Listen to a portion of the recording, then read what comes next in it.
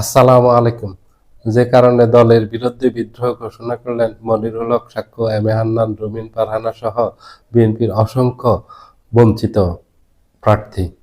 কারণ এরা গত 17 বছর বিএনপির জন্য অনেক ত্যাগ স্বীকার করছেন, অনেক জেল জুলুমের শিকার হয়েছেন, অন্যায় অত্যাচারের শিকার হয়েছেন। এদের অনেকেই রাজপথে সর্বোচ্চ ত্যাগ স্বীকার করে গেছেন। পরিবারকে দেখতে পারেননি, পরিবারের খোঁজ খবর নিতে পারেননি।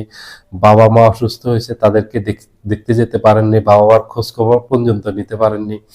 ধান খেতে ঘুমিয়েছেন, ঘরে থাকতে পারেননি, পরিবারের পাশে থাকতে পারেননি। দুঃসময়, এই দুঃসময় দলের পাশে ছিলেন, পরিবার ছেড়ে দিয়েছেন, কিন্তু দলকে ছাড়েননি। গত 17 বছর বিএনপির সবচেয়ে দুঃসময় গেছে দলীয়ভাবে। বিএনপির প্রতিষ্ঠার পর থেকে এত দুঃসময় আর কখনো যায়নি, এটা পুরো দেশবাসী জানেন। এবং বিএনপির নেতাকর্মীরাও দল ছেড়ে যাননি, দলকে বিপদে ফেলে যাননি। বিপদের সময় দলের পাশে ছিলেন। বিএনপির কর্মীরা, নেতারাও ছিলেন, বিএনপির কর্মীরাও ছিলেন। এই ত্যাগী নেতারা, যাদের পরিবারের বাহিরে সময় কাটছে, যাদের সময়টা কাটছে পলাতক অবস্থায়, রিমান্ডে কাটছে, জেলে কাটছে, আদালতে কাটছে, আদালতের বারান্দায় তাদের 17টা বছর কাটছে। কারণ তাদের বিরুদ্ধে এক একজনের বিরুদ্ধে 450 পর্যন্ত মামলা আছে। হাবিবুল নবী খান সোহেলের বিরুদ্ধে 450 মামলা আছে, মোয়াজ্জেম হোসেন আলালের বিরুদ্ধে 450 মামলা আছে। এইভাবে অনেক নেতার বিরুদ্ধে শত শত মামলা আছে। এই যে রুহুল কবির রিজভী, ওনার বিরুদ্ধে এই তো 250 নাকি 300 মামলা। মির্জা ফখরুলের বিরুদ্ধে অনেক মামলা। বিএনপির সকল পর্যায়ের নেতা কর্মীর বিরুদ্ধে একাধিক মামলা। একেবারে ইউনিয়ন পর্যায়ের নেতা, আমি অনেকের খবর জানি, যাদের বিরুদ্ধে 20টা, 25টা, 30টা মামলা। ইউনিয়ন পর্যায়ের নেতা এরা। তাহলে অন্যদের অবস্থা কি? কিন্তু দলের নেতারা এই কর্মীদেরকে ছেড়ে যাননি, এই কর্মীদের পাশে ছিলেন, কর্মীদেরকে আর্থিকভাবে সহযোগিতা করছেন, কর্মীদেরকে এই মামলাগুলি পরিচালনার জন্য সহযোগিতা করছেন, তাদের পরিবার পরিচালনা করার জন্য সহযোগিতা করছেন। কিন্তু এই নেতারাও সমস্যায় ছিলেন। এত সমস্যার মাঝে দলকে ছেড়ে যাননি, দলের জন্য আন্দোলন করছেন, সংগ্রাম করছেন। শেখ হাসিনার পতনের জন্য যত কিছু করা দরকার, যত ধরনের ত্যাগ স্বীকার করা দরকার, সব করছেন। কিন্তু শেষে এই দলের এই নেতাদেরকে ত্যাগী যোগ্য জনপ্রিয় নেতাদেরকে বিএনপি মূল্যায়ন করেনি, বিএনপি তাদের অবমূল্যায়ন করেছে, বিএনপি তাদেরকে নমিনেশন দেয়নি।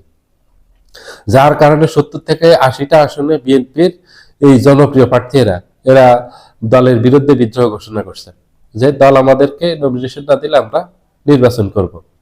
এটা আগেও ঘোষণা দিয়েছেন, আজকে একেবারে ফাইনালি ঘোষণা দিয়েছেন। কারণ আজকে বিএনপির নমিনেশনের অনেকটা ফাইনাল হয়ে গেছে, আর বাকি নেই।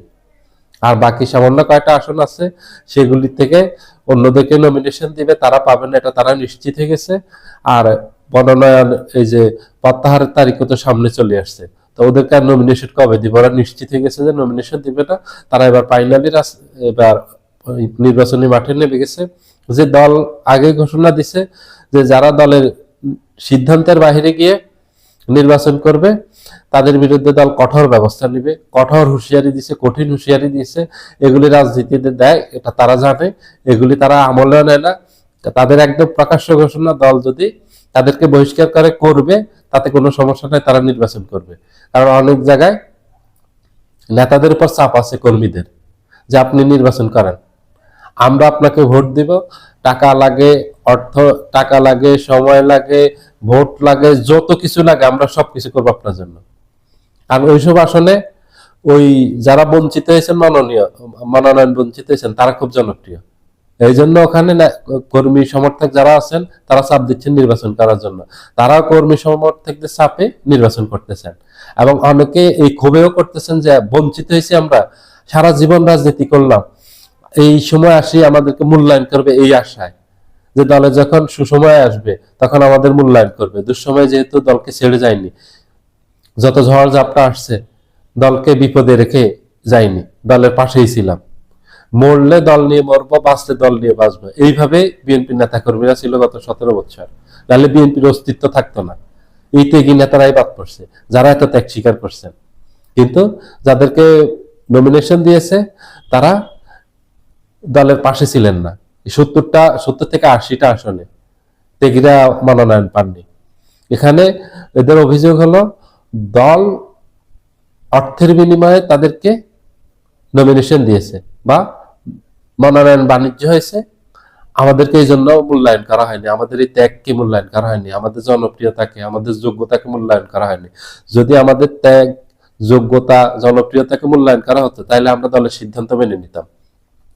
যেহেতু দল টাকার বিনিময়ে তাদেরকে নমিনেশন দিয়েছে, আমরা তাদের এই সিদ্ধান্ত মানি না। দল যে ব্যবস্থা নিক আমরা নির্বাচন করব। দলের বিরুদ্ধে একেবারে প্রকাশ্য অবস্থান নিয়েছেন এই 70 আসনের প্রার্থী, এবং এই 70-80 আসনে আগামী দিনে বিএনপির ভাগ্য নির্ধারণ করে দিবে। কারণ সংসদীয় একটা নির্বাচন বা একটা এমপি জাতীয় রাজনীতিতে অনেক বড় ভূমিকা পালন করে। একটা এমপি সমর্থনের জন্য সরকার গঠন করতে পারে না। এত ব্যাপক, এত বিশাল একটা এমপি পদের এত মূল্য। সেখানে 70 থেকে 80টা আসনে বিদ্রোহী প্রার্থী হলে সেখানে জামাত নিশ্চিন্তে বিজয়ী হয়ে যাবে। বিএনপির যেসব প্রার্থী আছে তারা পরাজিত হবে, কারণ বিএনপির ভোট ভাগ হয়ে যাবে, জামাতের ভোট এক বাক্সেই পড়বে। জামাতের নির্দিষ্ট ভোট যেটা আছে সেটা পড়বে। জামাতের আরেকটা সুবিধা হলো এবার জামাতের মহিলা ভোটার সবচেয়ে বেশি বর্তমানে, এবং ইয়াংদের মাঝে সবচেয়ে জনপ্রিয় জামাত। এগুলো জামাতের বাড়তি ভোট, আর জামাতের নির্দিষ্ট ভোট ওগুলি তো আছে, আর বাড়তি এগুলি সহ জামাত বিজয়ী হয়ে যাবে। আগামী নির্বাচনে এই বিএনপির ভুলের কারণে জামাত ক্ষমতায় যাওয়া অনেকটা নিশ্চিত। সবাই ভালো থাকবেন, আল্লাহ হাফেজ।